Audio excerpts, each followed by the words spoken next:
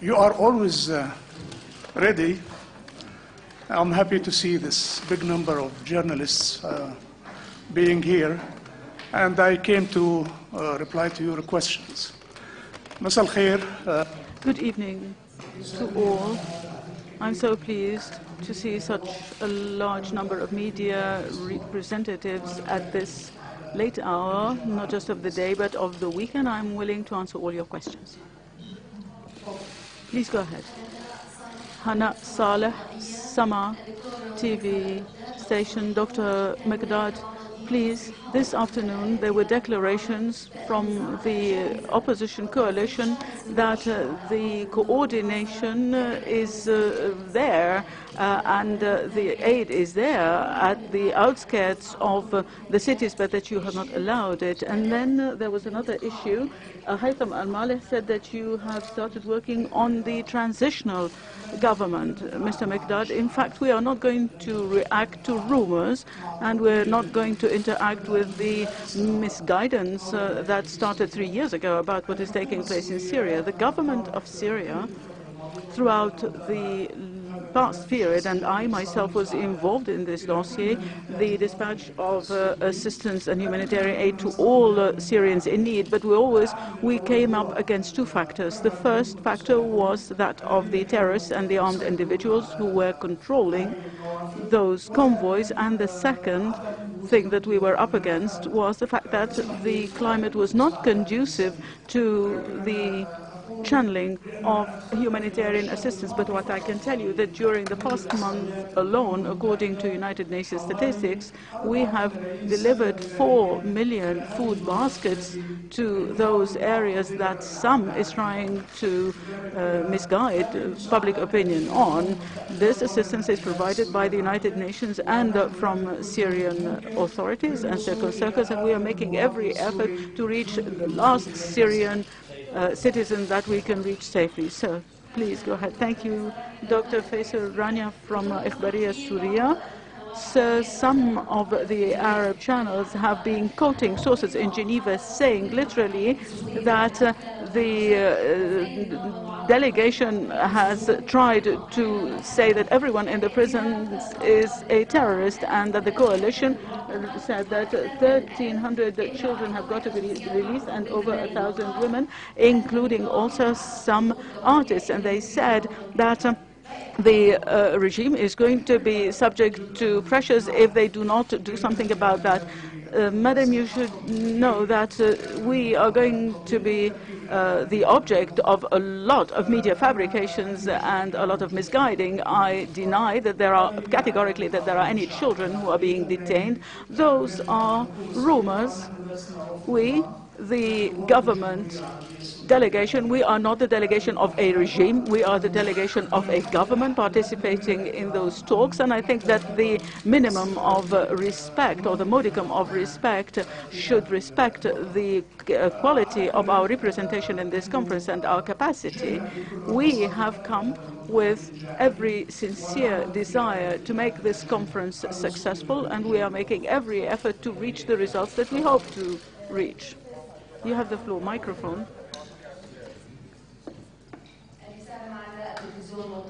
National Syrian Television. Dr. Faisal, you, as the delegation of the Syrian Arab Republic to the Geneva Conference, as a delegation specifically, do you have the capacity to take, to implement any decision that you could reach here during the sessions that are being held? This decision, could you impose it and could you implement it? Because there are those who are claiming that you are just functionaries or civil servants, that you might not have decision-taking powers, and that you could agree to something here that will not be implemented later in Syria. All of those allegations, says Mr. Makdad, all of those are ludicrous. If we were not a delegation that had a full mandate, starting with me, myself, we would not have come to this conference. Yes, true, we are mandated by the Syrian leadership to take all the decisions that would lead to the conclusion of this crisis. And we have the support of our leaders, all the Syrian officials, and for a very long period of time we have been preparing ourselves, we have been preparing our dossiers and everything connected with this meeting. We're not going to be surprised with anything, and we are perfectly ready to take our responsibilities before this conference and before the international public opinion. Samir Youssef, Sham FM. Mr. Ibrahimi spoke of a cordial atmosphere during the talks. Was the ice broken between the delegation of the Syrian Arab Republic and the opposition? Have you shaken hands? Because this is something that we could not hear through the declarations of the opposition, because of even the insults that we hear in some of their declarations. Mr. Makdad, we have come to attend a conference. We have not come for protocol meetings. We have come to attend a conference to resolve a problem and to put an end to the war in Syria and to stop the bloodshed and to stop terrorism and foreign intervention in Syria.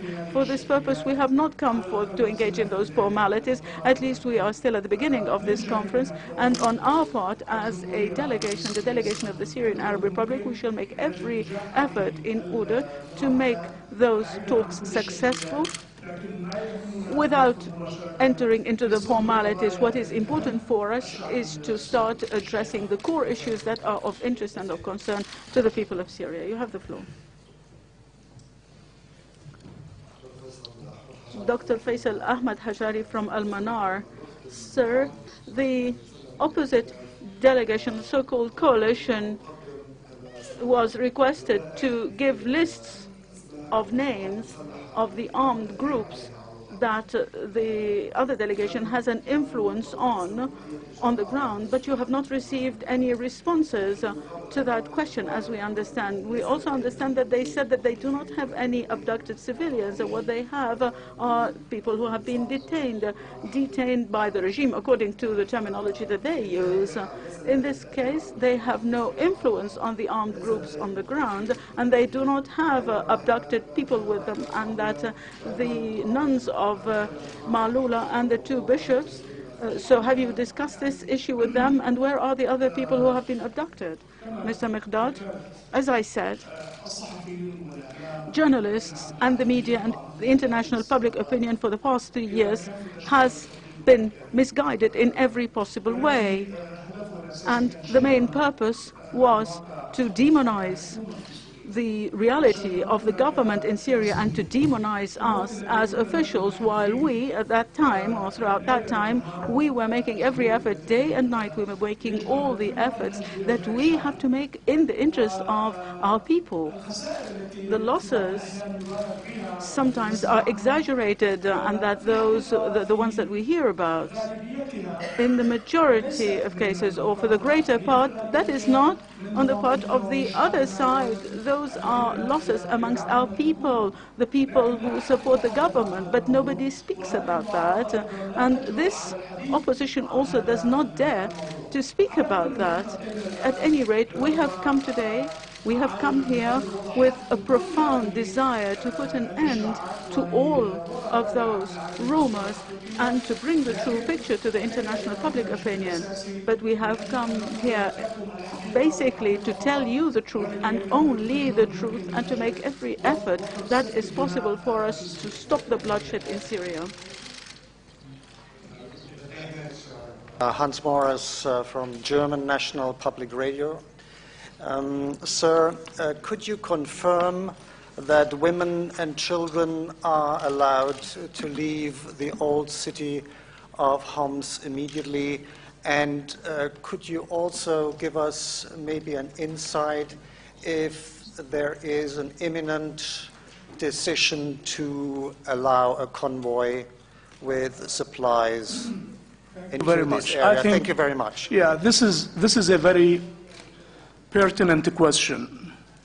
And I feel really bitter when I tell you the reality, because I have been personally involved for the last more than 2 years to get these children and women outside of the old city of Homs. But we could not. We did this when General Dabi was there leading the Arab League's mission. And we did this later with the United Nations mission. And we have been doing this all the time. But in all our attempts, we have been prevented by the armed groups who did not allow a single person, a single child, to be leaving the center of Homs.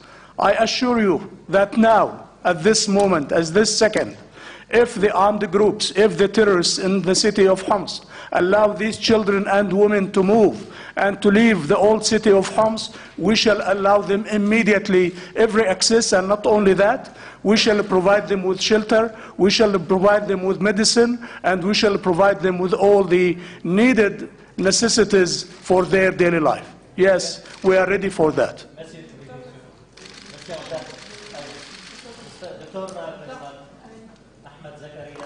Microphone. Ahmed Zakaria, correspondent for Al Kul Radio.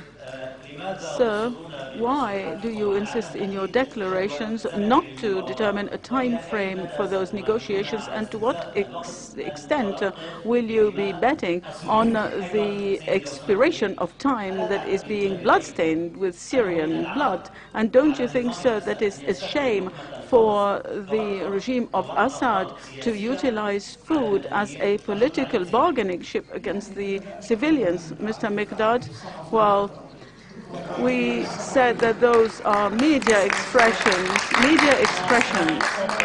that we should hear from a journalist who is asking a question, and it should not be an attempt at provocation. You should be you're a journalist and you should be professional. This is my first point. The second point, yes, those are one of the allegations that have been promoted by some of the terrorist groups that perhaps you are representing. One of them, you see, when I speak to you in the same way, you are immediately provoked. Neither us nor the Syrian leader, President Bashar al-Assad, will grudge them bread and food. And to answer the question by one of your colleagues, when my father was abducted, who is 84 years of age, and now he's 85, he was not a terrorist. I'm speaking of my personal experience, and when those terrorists have kidnapped my nephew, who was 11 years of age, for 18 days, for 42 days he remained with them, this child was not a terrorist, and therefore you all have to know who are the terrorists and who are the ones who have been abducting and kidnapping, torturing and killing children. Now, as I said, last month alone, we distributed, now we regain our calm. Last month alone, we distributed 4 million food baskets as part of the United Nations program, and not as part of Syrian efforts alone, because there is perhaps an equal number of food baskets that have been distributed by the Syrian Arab Republic, and we are serious, and we are working so that we could make every person receive bread as the last individual, the last citizen in the Syrian Arab Republic. From the McClatchy newspapers. Could you clarify exactly what the status is of the convoy that the UN and the ICRC and the Syrian Arab President want to send into Homs? Is it agreeable to the government that this go? Secondly, has there been shelling of the old city of Homs overnight, as has been reported? And if so, what is the purpose of that in terms of, in the eyes of the Syrian government? Why are you shelling? What kind of a signal are you sending? Finally, the UN UNRWA has complained that it has been unable to ship anything more than 150 food baskets into Yarmouk camp. And they really say the government, while it's given permission, has not actually followed through and allowed significant quantities to go through. Thousands of people are without food. So can you maybe clarify that, and maybe can you just clear up the situation, make sure that the food does arrive? Thank you. In fact, this question is music to my ears. Why? Because I am the person who is following all the humanitarian aid to Al Yarmouk. During the past almost 1 year, we have been receiving delegations from the Palestine Liberation Organization, from the Palestinian government, and we really plead when we feel that this humanitarian aid was not able to reach poor Palestinians in Al Yarmouk camp. Why? Al Yarmouk camp is occupied entirely now by armed groups. These armed groups, for the last 1 year, have not allowed any delivery of any humanitarian aid to the Palestinian camp. However, during the last shipment, which I was personally following, the Minister of Labor, the Palestinian Minister of Labor, was in Damascus, and we told them, look, Minister, we shall allow humanitarian aid to go to Al Yarmouk camp, even if it comes from the sky. And this is exactly what happened.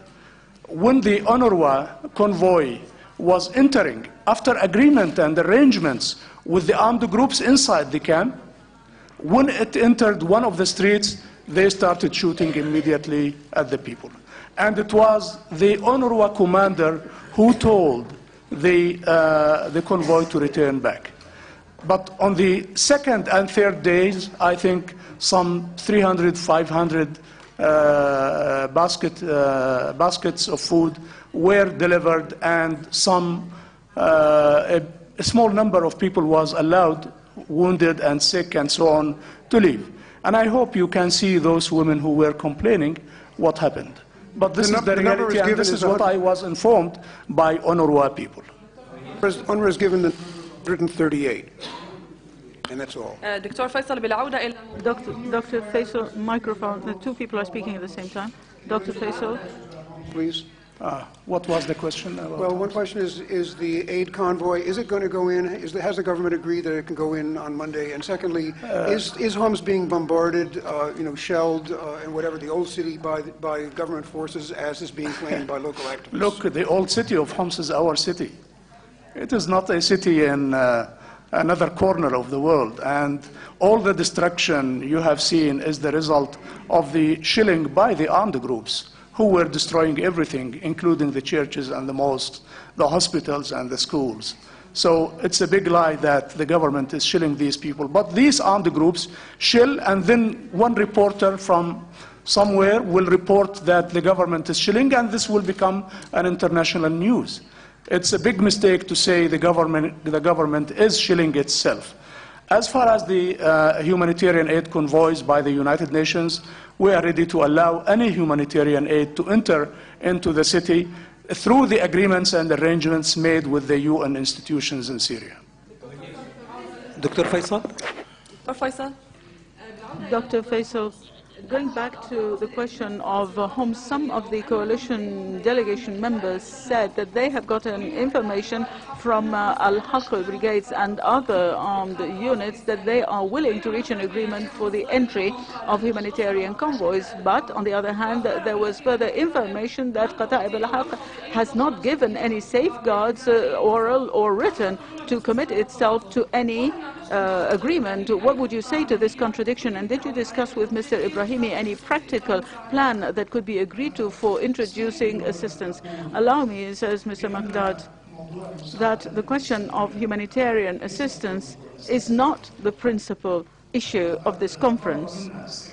Mr. Ibrahimi asked us, and we agreed to discuss this issue as a prelude, as a beginning, so that we would reassure people inside Syria to show that we accord attention to the question of humanitarian assistance, and we are ready for that. But this is not an integral part of the Geneva mechanism that we are going to start during the coming few hours. At any rate, as I said, those terrorists, those armed individuals, those gangs, I do not know how some call them, that they are a force calling for peace and security, and they deal with them as if they were angels that have descended from heaven. Those are criminals. Those engage in killing. They occupy and they destroy, and they should be treated as such. But we are here in this conference so that we could find a solution to this alien presence in Syria. Syria has always been a symbol for peace and security, and I think that we have got all to make every effort to restore the country to what it was before. I'm from the National Television of China.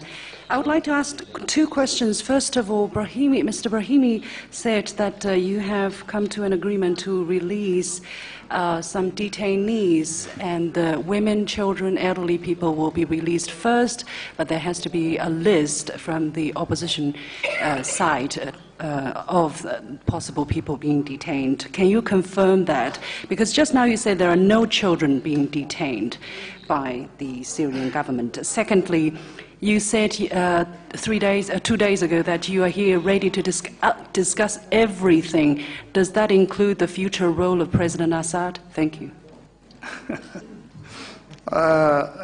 Look, of course we don't have detained children because, I mean, any child who has gone to the battlefield should not go to jail. He should go to a nurturing place. And this is what we are doing with those children whom the armed groups are proscribing into their ranks and who are sent to kill innocent people and innocent civilians.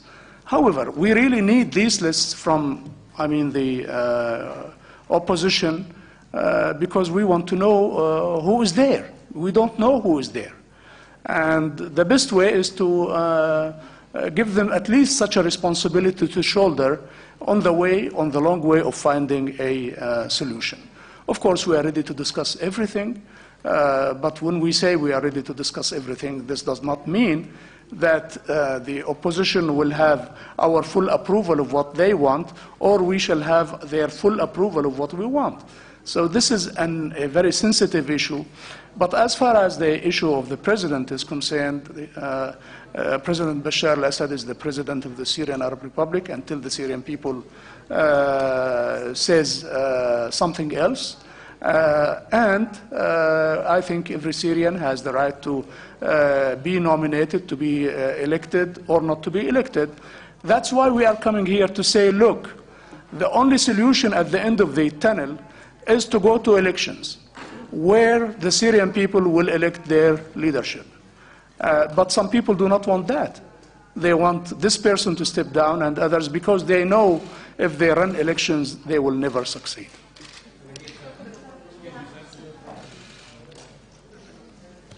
Dr. Faisal. Dr. Faisal, you discussed the humanitarian issues yesterday and today. What about the sanctions imposed on Syria? Was that discussed?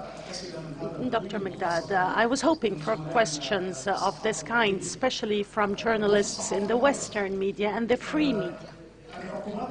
The economic sanctions are killing the people.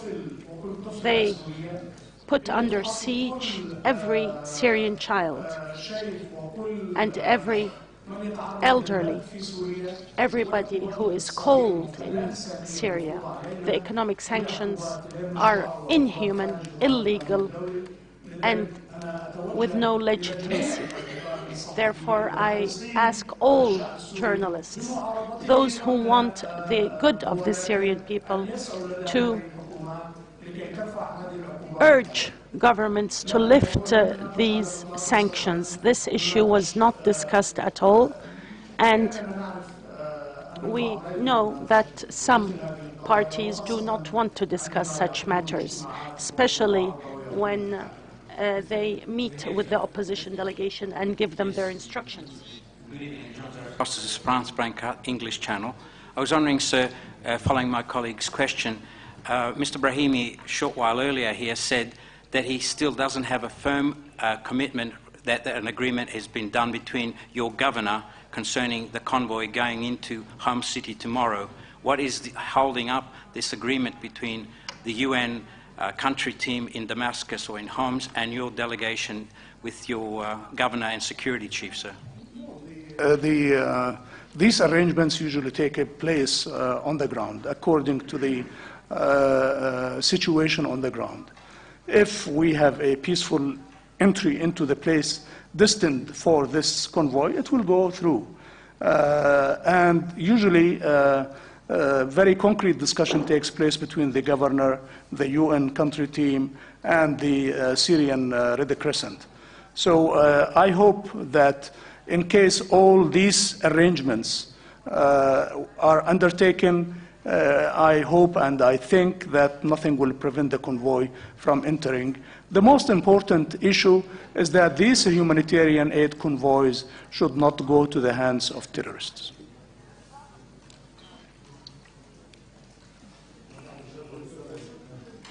Dr. Faisal.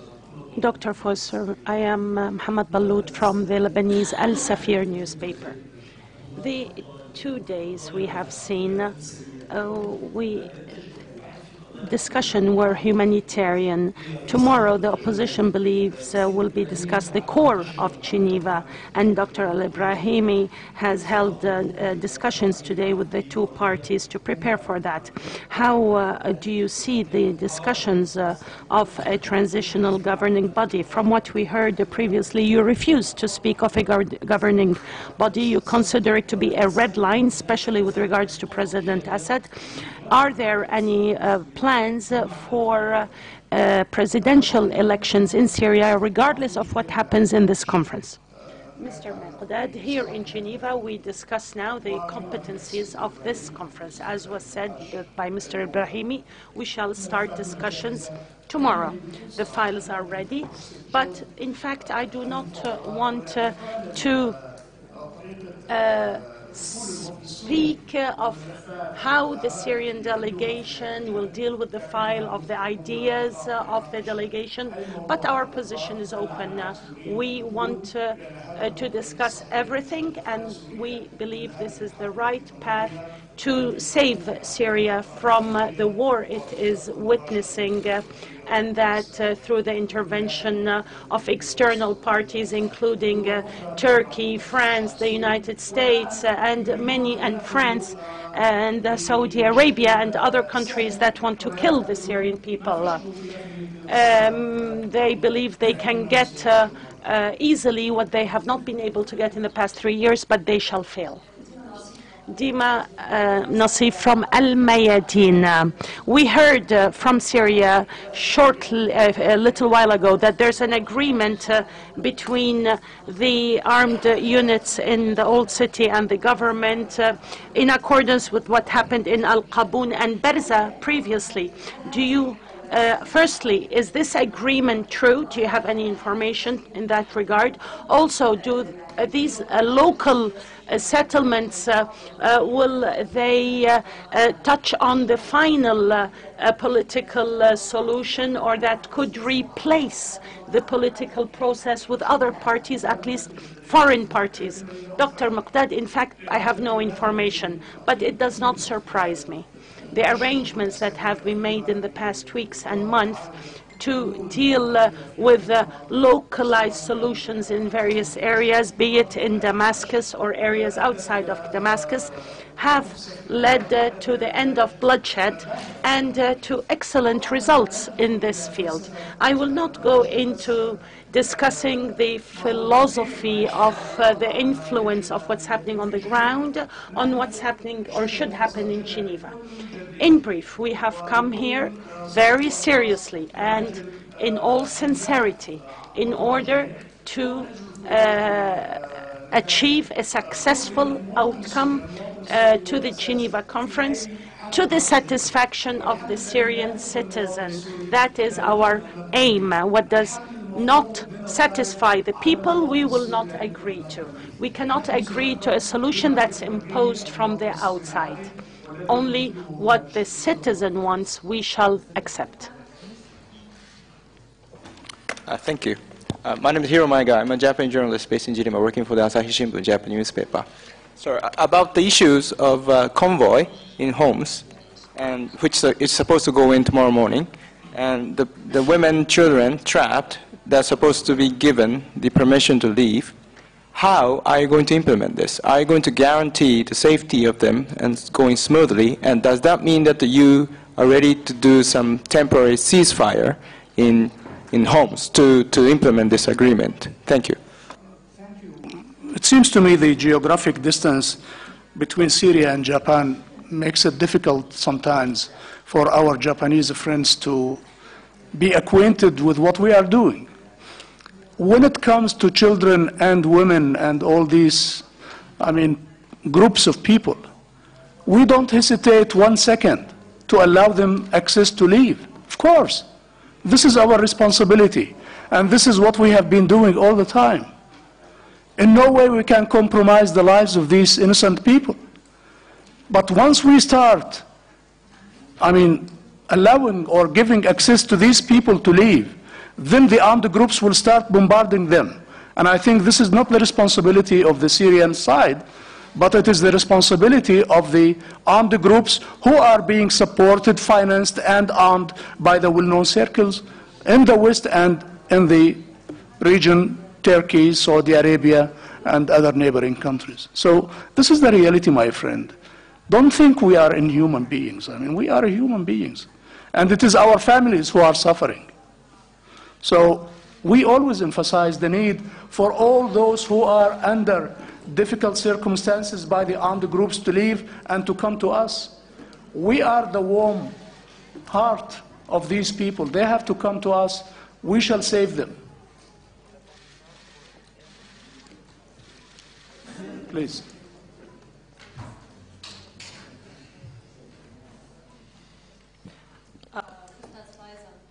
Ustaz Faisal, it's Anne Bernard from the New York Times. I just wanted to ask you, I believe it was said earlier that the opposition delegation had given you a list of 47,000 names that they say are held in the government's prisons. Yes, is that correct? Have they given you such a list? What do you think of it? What are you doing with it?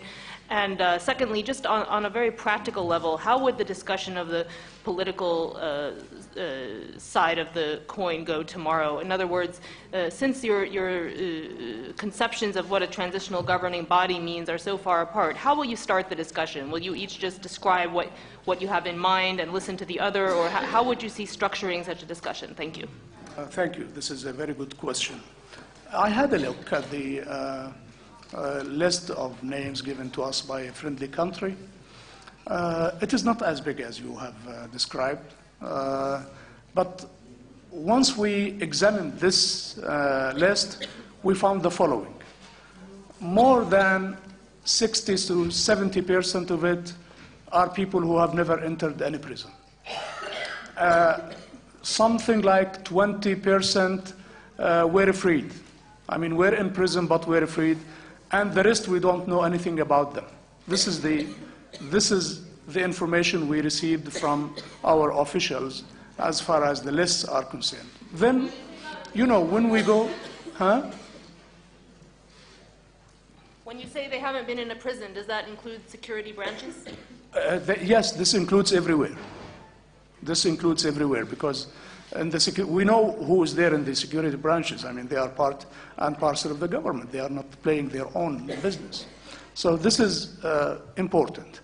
As far as the mechanism for the negotiations, people sit together and then each side will raise their concerns. The mediator will raise, also certain ideas. The two initiators are also in different rooms sitting beside. I think our Russian friends are playing a positive role. I don't know what Robert Ford is doing on the other side. But you see, he failed to bring even a credible delegation to the discussion. So he will fail with other issues. But I tell you that we shall sit together, debate the issues before us, express our viewpoints, and then continue until we have a common understanding.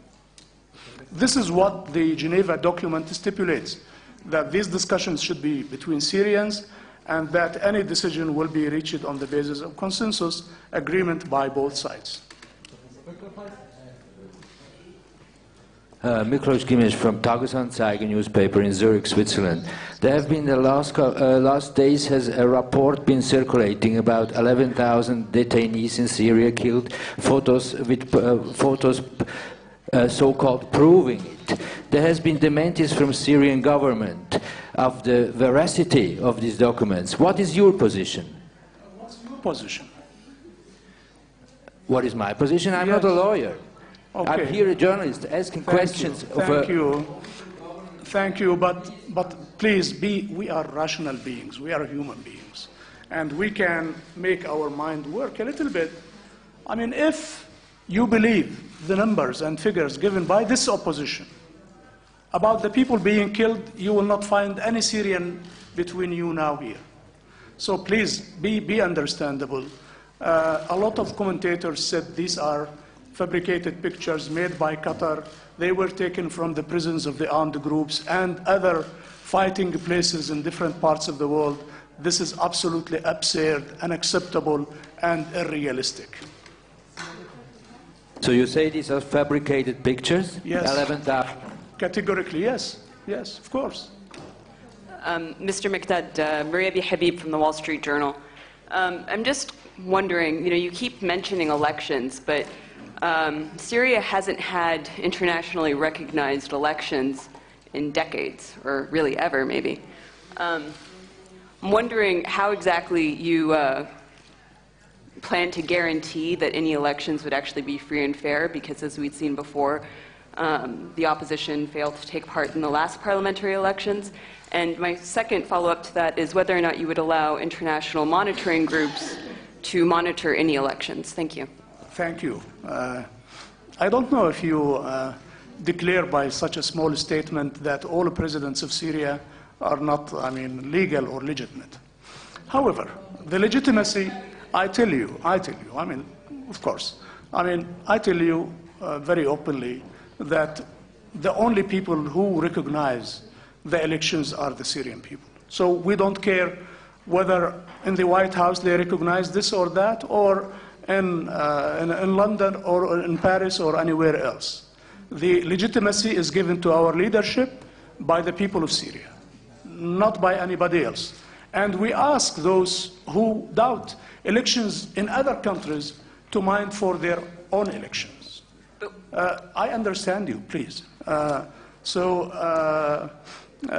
far as all the reforms that are going to take place in Syria, we shall discuss these issues during the forthcoming days, and I don't know how long time it will take, but finally, hopefully, we are open to discuss anything that will ensure fair elections in the Syrian Arab Republic. Sorry, sir, but including international monitoring groups to This will monitor be that? one of the issues that need to be debated and discussed, because the opposition may not accept that. There are no... Okay, please. I'm sorry, I have not... Thank you very much. You never looked to me, but I was always trying to ask a question, yeah. Beyhan Yıldırım, I'm asking for the Turkish newspaper Aydınlık. You have launched, the Syrian government has launched a case against the Turkish government in the United International Criminal Court and in the United Nations Security Council. And you submitted documents that the Turkish government is supporting terrorist activities in Syria. And as we all know, a week ago, at the border region, once again, they have captured trucks full of weapons and rockets going to Syria. Can we know some details about these documents? And secondly, yesterday it was said that China has a 5-point plan to resolve the crisis. Can we hear details about this 5-point plan of China? Thank you. Thank you. These are two important questions. My answer to the first part, all the terrorists of the world who came into Syria came through Turkey. Or, if I don't want to exaggerate, the majority of them came through Turkey. And I think Erdogan and Ahmed Davutoglu are personally responsible for each drop of blood in Syria. And they must be accountable before the Turkish people. The Syrian people and the Turkish people are brothers and sisters. And it was President Bashar al-Assad who initiated this great relationship with the Turkish people. It seems to me some people in the government of Turkey do not want such a relationship between the two neighboring countries and between the two sisterly peoples. However, I think the responsibility for Erdogan and for Ahmed Davutoğlu is the responsibility of the Turkish people. We leave this for the Turkish people, and by the way, the Turkish people has been always in the forefront of condemning these policies by the Turkish government, which has allowed these gangs from all over the world to come from all Europe and other places to kill Syrians.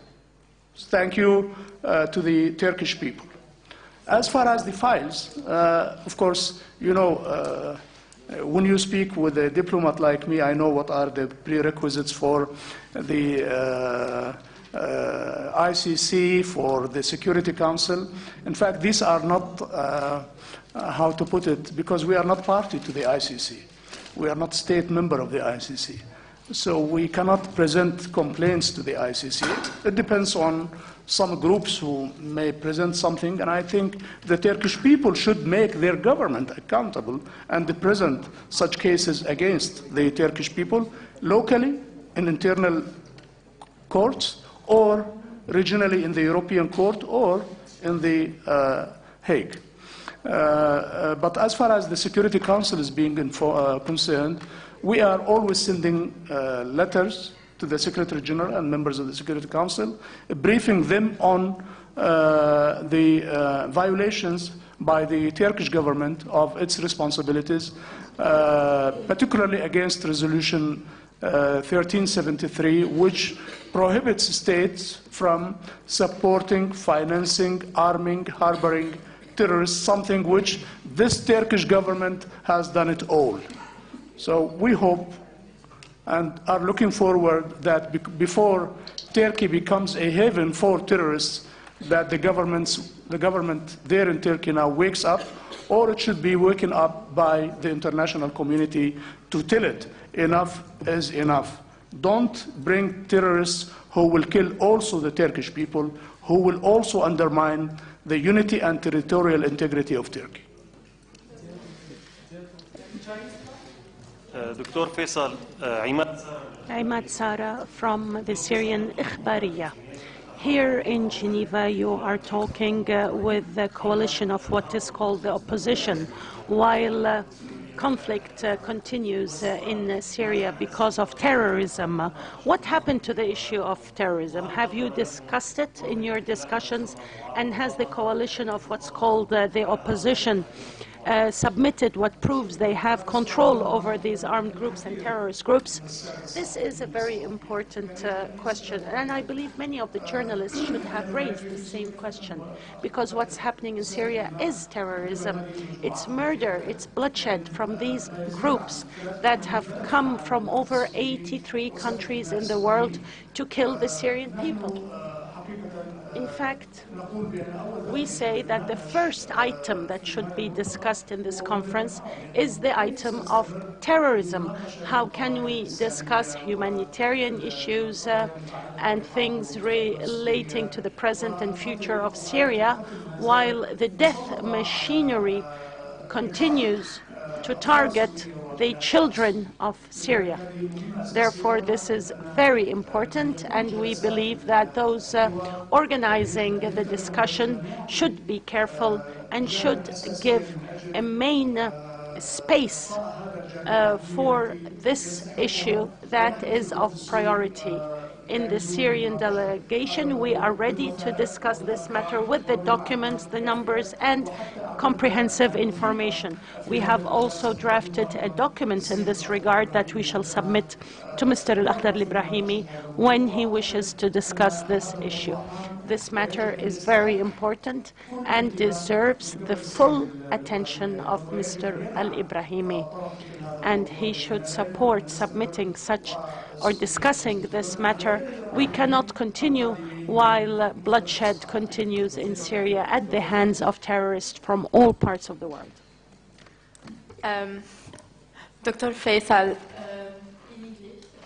over 3 years now, many martyrs have fallen in Syria because of terrorism of the opposition. What kind of message do you bring with you from the Syrians? Thank you. The message we are given by the Syrian people is make peace, stop terrorism, and stop killing and bloodshedding in Syria. This is the message of the Syrian people, and this is the message of the Syrian leadership.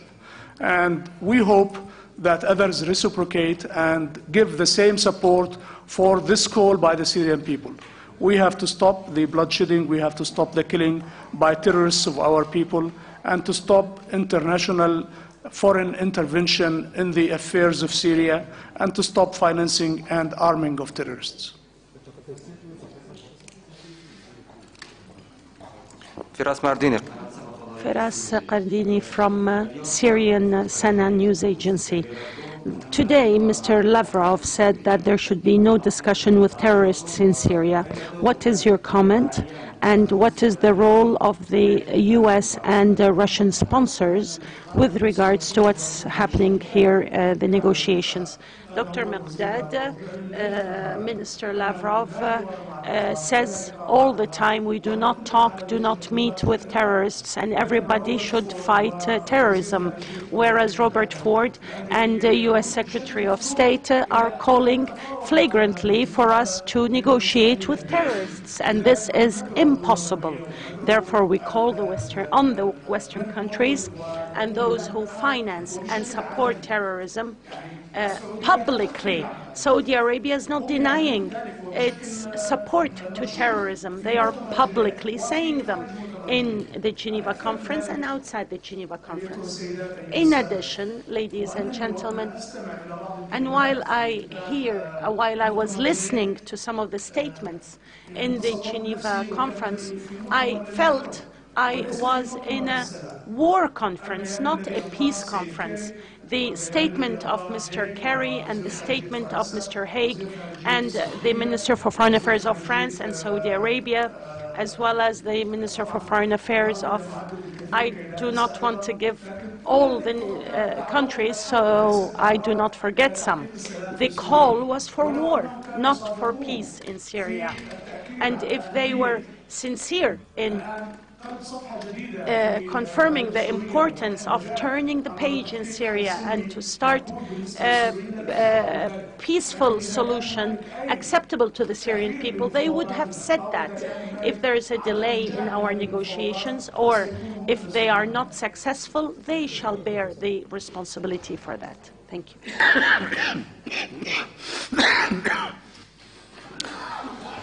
Thank you, Doctor. My name is Go Kamoshida from NHK, the Japanese public TV. I wanted to ask you, how do you evaluate today's talk?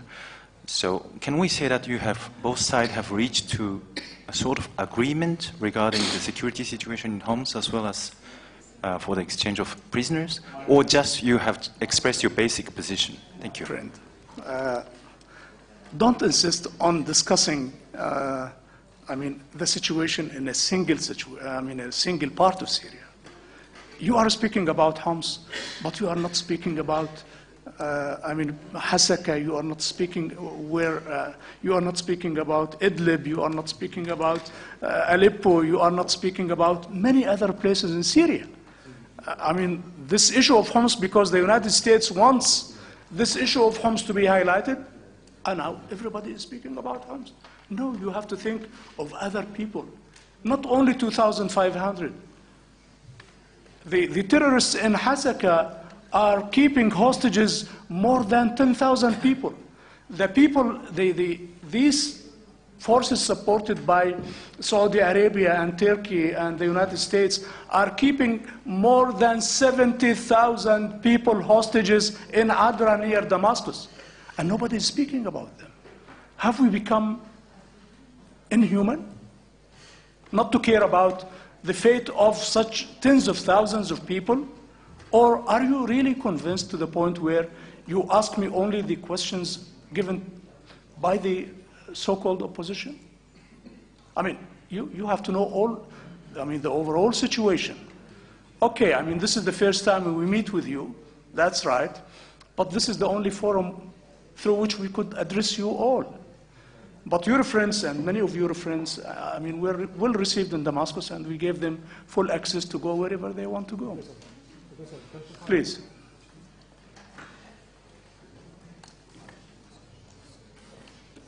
Dr. Faisal Dr. Faisal, Deputy Foreign Minister, the delegation of the Syrian Arab Republic, everything that we have heard from Mr. Ibrahimi or from the delegation of the coalition or what you have said now are things that the Syrian government had advanced. Is that a reflection of the incapacity of the other side to offer anything? And today the French Le Figaro spoke of hundreds of murderers from Saudi Arabia who had been released on the condition that they should go to fight in Syria. What is your comment on that? And what about the track for tomorrow? True, yes, Mr. Makdad says, as of the beginning of the events, we have been receiving lists and letters that have been signed by the leaders and the officials of Saudi jails. In the first communication, there are 450 names of Syrian, Somali, Saudi, Yemeni prisoners and Egyptian prisoners in Saudi prisons. They told them that the only condition to release you is that we are going to put you on a plane and you're going to go to Syria. Of course, they took them to Turkey and from Turkey through to Syria. And the information that has been announced by the Figaro is not new. To us, all of that was known. And the figure is not only 450 people. Now they are in their thousands. Those people who had committed crimes inside Saudi Arabia, and the only precondition for releasing them was to send them to Syria. Some of them had received life sentences in Saudi Arabia, but they have been released so that they could come to Syria and kill Syrians. And this is a fact. This is the truth. But the problem is that some people do not want to believe the truth. Miran Ahmad. Miran Ahmad from Nasaim, Syria radio. Sir, you said that you are fighting terrorism, and this is something that you are claiming. Now, I want to be professional, and I want to be even more professional. We know that ISIL is a terrorist group. So why is its position? Why is it that its positions have not been shelled? And is there any air force at the disposal of the opposition that they are using to throw barrel bombs on the camps? You said that the shelling is carried out by them. Yes, this is an objective question, says Mr. Makdad, and yes, it is a question coming from a journalist, and I'm willing to answer it. For it to be said that Syria did not shell ISIL, this is not true. We are shelling them 24 hours a day, and if we had 24 hours and 1 minute, we would have used all of these. These are propaganda statements because the opposition is in collusion with them to say that about Syria. And when the truth was revealed that those people and the ones they have entered into an alliance with are terrorists. But where it concerns the other point that you raised, I have received information to the effect that during the past 3 or 4 months, the so-called opposition, which is the armed terrorist groups that we spoke of, they have launched 12,000 mortar shells against the city of Damascus. I think that this is enough. So, after every meeting or every session or meeting, the talks that are held between you and the coalition, the former U.S. ambassador meets with the coalition delegation. Do we understand from that that you are negotiating with the U.S. by proxy? Why are you not negotiating with them directly? Thank you. At a certain stage, when we can say what is taking place and what has to be said so that we do not harm the negotiating process and the political process, we will say everything. But you know that some of them do not know Syria, and some of them do not know what is happening in Syria. And many of our colleagues here, the journalists, know more of Syria that is known by the most senior of the delegation that we are negotiating with. And so we have to really take into account the fact that the negotiations have got to continue, but we have to underline that the real negotiations on the present and the future of Syria, this has taken place in the presence of the largest segment of the Syrian opposition. And I'm addressing myself to all the Syrian opposition, the real Syrian opposition that had not engaged in any good feelings towards the government. We are telling them, come and let us work, let us all sit around one table with the opposition so that we could formulate together the present and the future of Syria. Mahmoud Ali, Yemeni news agent. Question. I have two questions. Number one, what about ceasefire? Did you discuss this in the last sessions, or you are planning to discuss it tomorrow? Second question. Okay. Frankly speaking, in Syria, we don't speak of ceasefires. We speak of security arrangements, because we are not fighting two armies. I mean, this is Syria. I mean, we have to be very precise when we use a terminology to describe what's happening. As far as security arrangements are concerned, yes, we are ready to discuss any arrangement with any faction to stop the killing and the bloodshedding of Syrians. Yes. Some questions we want to know, what if the Syrian coalition delegation didn't give up the idea that President Assad must step down? Well, for example, you will withdraw from this Geneva too, or you will offer some concessions, or what is the next step? If any opposition, when they want, a leader to step down, you will not find a single leader in the world. Is it clear? I don't know why it is so special with the sum of the Syrian opposition. I think opposition should be always on the tables to discuss and debate issues. And this is open. Now we are in this process. Preconditions are not accepted at all. Geneva precludes such preconditions. Thirdly, it is only the right of the Syrian people to say to any one of its leaders, it is time to stay or it's time to step out. So this is a right for the Syrian people, and the Syrian people will never compromise when it comes to this issue. This is, again, a red light. If some people think we are coming here to give them the keys of Damascus, they are wrong. We have to tell them they have to come with their set of mind, with their dreams outside the room, and where we sit and discuss concrete issues on the future of Syria. This is what we are coming to discuss. Thank you very much. I think this is enough. I have answered almost all questions.